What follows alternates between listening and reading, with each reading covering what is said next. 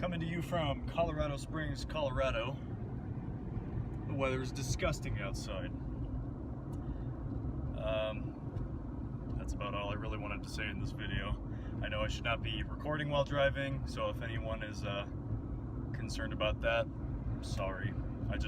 I mean, this is one of the worst storms we've had in a very long time.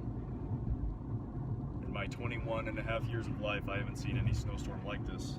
Businesses are closing everywhere, and yeah, it's bad. Wind is over, I gotta say, it's over 50 miles an hour. This is bad.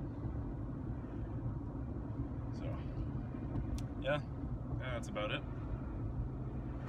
And for all my indie fans watching, I am wearing my jacket, my Crusader Hero. Keeps me absolutely warm and toasty in this weather. I don't even know that there's wind when I'm wearing it, so that's fun. Just, oh my god, I mean, look at this. Everywhere. Look at this, guys. It is so bad. It is a blizzard. Can't see the mountains anywhere you go. Ugh. It's bad. Weather's bad.